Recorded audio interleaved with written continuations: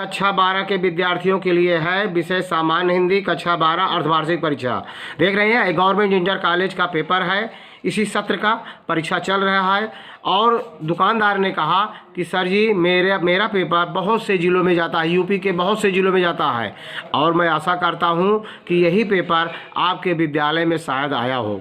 तो परीक्षा देने से पहले 1-2 बार ज़रूर देख लेना और पहले वीडियो को पूरा देखना, समझना। आपको पेपर दमदार लगे कि हाँ आपकी परीक्षा में आपके विद्यालय में आ सकता है, तब लाइक करना, सब्सक्राइब करना, शेयर करना, कमेंट करना मत भूलना और अपनी भी संख्या अधिक से अधिक बढ़वाइए ताकि आपको भी 1-2 सेट में पेपर मिल सके।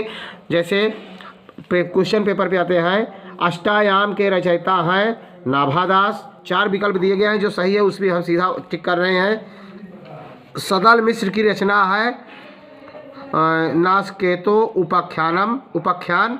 राहुल संस्कृत्यानंद का वास्तविक नाम है केदारनाथ पांडे। तार सप्तक के संपादक हैं अज्ञे। बोलगा से गंगा के लेखक कौन है? राहुल संस्कृत्यायन। जायसी का पद्मावत किस भाषा में लिखा गया है? अवधी। रीतकाल का अन्य नाम है श्रृंगालकार।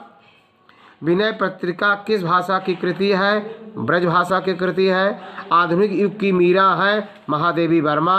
कठिन काव्य का प्रेत कहा जाता है केशव को।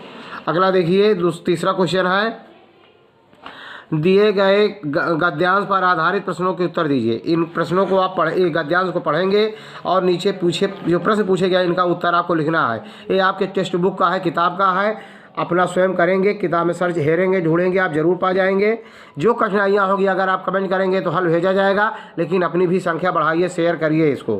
क्वेश्चन नंबर 4, दिए गए पद्यांश पर आधारित निम्नलिखित प्रश्नों के उत्तर दीजिए। इसी को पढ़ करके आगे हम पेपर को पलट रहे हैं, आप देख रहे होंगे अच्छी तरह दिखाई दे रहा है। पलटते हैं।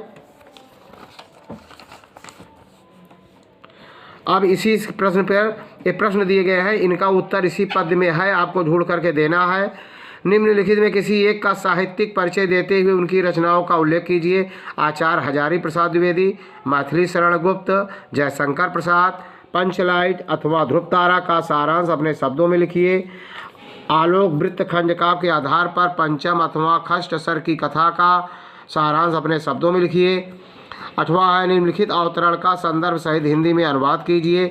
इसका संस्कृत में अर्थ आपको लिखना है। खा, दिए गए पद्यांश का संदर्भ सहित हिंदी में अनुवाद करिए, इसमें भी आपको अर्थ लिखना है। 9वां है, निम्नलिखित मुहावरों और लोकोक्तियों में से किसी एक का अर्थ लिखते हुए वाक्य प्रयोग कीजिए। अपना हाथ जगन्नाथ, अर्थात अपने हाथ द्वारा या स्वयं किया हुआ कार्य सबसे अच्छा होता है, सबसे उत्तम होता है। अंगूठा दिखाना, दोनों में से किसी एक का करना है, आपको वाक्य प्रयोग कर देना है। निम्नलिखित शब्दों के संधि विच्छेद के सही विकल्प का चयन कीजिए। महोदया, महाधनुदया महोदया। प्रत्युत्तरम में होगा प्रतिधन उत्तरम प्रत्युत्तरम। निम्नलिखित शब्द युग्मों की सही अर्थ लिखिए। असित, असित। ये पहले असित का अर्थ है काला, दूसरे असित का अर्थ है जूठा। एक का ही करना है। किसी निम्नलिखित शब्द युग्मों का सही अर्थ लिखिए। निम्नलिखित शब्द युग्मों का सही अर्थ लिखिए, दोनों करना है। निम्नलिखित शब्दों में से किसी एक के 2 अर्थ लिखिए। जैसे गिरा, गिरा का अर्थ होता है जीभ, वाणी। तो अगला है, वाक्यांश के लिए एक शब्द लिखिए। अपनी इच्छा से दूसरों की सेवा करने वाला स्वयं सेवक कहलाता है।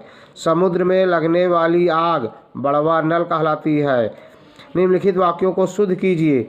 केवल 100 रुपये मात्र की बात थी, तो केवल पहले लगा है तो मात्र नहीं आएगा, दोनों का अर्थ एक ही होता है। केवल 100 रुपये की बात थी। 2 2 4 होता है नहीं, 2 2 4 होते हैं, 4 बहुवचन होते हैं। करुण अथवा हास्य रस की परिभाषा उदाहरण सहित लिखिए। अनुप्रास अथवा रूपक अलंकार की परिभाषा उदाहरण सहित लिखिए। किसी विद्यालय के प्रबंधक के नाम हिंदी प्रवक्ता पद के लिए अपनी नियुक्ति हेतु आवेदन पत्र लिखिए। यदि वीडियो अगर अच्छा लगा हो, आपको लगे कि पेपर दमदार है, तब लाइक करना, सब्सक्राइब करना, शेयर करना और कमेंट करके बताना कि आपके विद्यालय में आया था पेपर कि नहीं लाया था। जय हिंद, जय भारत।